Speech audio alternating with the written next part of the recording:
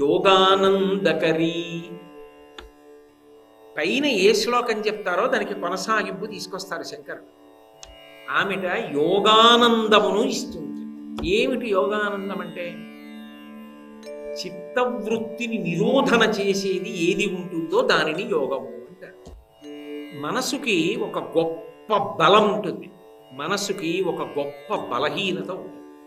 విచిత్రం ఏంటంటే మనసుకున్న గొప్ప బలహీనత ఏదో దాన్ని బలంగా మార్చుకుంటేనే యోగిగా నిలబడగలడు. అలా బలహీనతని బలం చెయ్యలేకపోయాడు అనుకోండి, ఎప్పటికీ యోగి కాలేదు. నేను మీతో ఒక ఉదాహరణ చెప్తే మీరు బాగా పట్టుకుంటారు. మనసుకి రెండు గొప్ప బలహీనతలు. ముందు నేను బలహీనత వైపు నుంచి వస్తాను. ఏమిటా రెండు బలహీనతలు అంటే? మనసుకి విపరీతమైనటువంటి వేగం, రెండు మనసుకి యాంత్రీకరణ చెయ్యగలిగినటువంటి శక్తి. ఈ రెండు దానికి బలహీనత. ఒకటి, అది వెళ్ళిపోయినంత వేగంగా ఏదీ లోకంలో వెళ్ళదు, అంత వేగంగా వెళ్ళిపోతుంది. పూజ చేస్తున్నాడు అనుకోండి, ఓం నిధనపతయే నమః ఉంటుంది, ఓం నిధనపతాంతికాయ నమః ఉంటుంది. ఆ తర్వాత పళ్ళెల్లో పూలున్నాయా తీసి అలా వేస్తూ ఉండద్ది.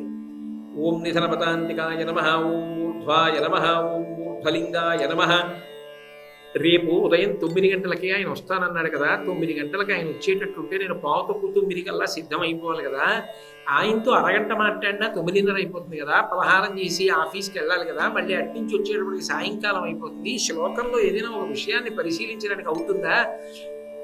ఇక్కడ ఓం నిధనపతయే నమః, ఓం నిధనపతాంతికాయ నమః, ఓం ఊర్ధ్వాయ నమః తనెక్కడుంది? ఎక్కడో ఉంటుంది. చెయ్యి పువ్వులేస్తుంది. ఇది దాని బలహీనత. దీన్ని బలంగా మార్చుకున్నవాడు యోగి. దీన్నే తిప్పుతాడు. దీన్ని తిప్పాడు అనుకోండి, తాను ఏం చేస్తున్నా మనసు మాత్రం భగవంతుణ్ణి పట్టుకుంటుంది. ఎలా పట్టుకుంటుంది అంటే, ఉదాహరణకి తల మీద కడవ పెట్టుకుని వెడుతూ ఉంటారు పల్లె పట్లలో నీళ్లు తెచ్చుకునేటటువంటి స్త్రీలు. వాళ్ళు చుట్ట కుదురు అని బట్ట గుండ్రంగా చుట్టుకుని తల మీద పెట్టుకుని కడవ పెట్టుకుంటారు. వాళ్ళు ముచ్చట్లు ఆడుకుంటూ ఏదో మాట్లాడుతూ వెళ్ళిపోతుంటారు. వెళ్ళిపోతున్నా వాళ్ళు కొద్దిగా ఎక్కడైనా కించిత్ తడబడ్డారనుకోండి, వాళ్ళ దృష్టి అంతా కుండ మీదే ఉంటుంది. పడిపోతుందేమో చటుక్కన కుండ పట్టుకుంటారు. ఏది మాట్లాడుతున్నా కుండ మీదే దృష్టి ఉన్నట్టుగా, ఏది చేస్తున్నా వాడు మానసికంగా భగవంతుని పాదముల దగ్గరకు వెళ్ళగలడు. ఆ మనసు అక్కడ పెడితేనే పూర్ణమంటాడు ఈశ్వరుడు. ఏవ మన ఆథత్సామయి బుద్ధిం నివేశయ. నా యందు మనసు పెట్టవయా. మనసు పెట్టడం నా చేతుల్లో ఉంటే ఎప్పటికో యోగిని అయిపోతుందండి. ఓ మనసా వీళ్ళు అక్కడ ఉండవే అంటే ఉండాలి, అది ఉంటుందా? నేను అక్కడ ఉండవే అంటే ఎక్కడికో పోతుంది. దానికి ఆ వేగం ఉంది, రెండు యాంత్రీకరిస్తుంది. ఇది నువ్వు చేసేయి అంటే తరిపోతుంది. ఇప్పుడు యోగి ఏం చేస్తాడంటే, తాను ఎక్కడ ఉన్నాడో దాని యందు రమిస్తూ ఉంటాడు. మనసు భూమిలోకి దిగుతున్న గుణపంలా దాని మీదకే వెళ్ళిపోతుంటుంది. అటు ఇటు వెళ్లకుండా ఆ వేగం దేనికి పనికొస్తుందంటే, చూడమన్న దాన్ని బాగా చూచి చొచ్చుకుపోతుంది.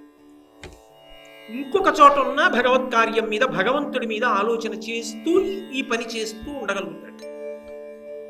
రెండు, యాంత్రీకరణ చెయ్యదు.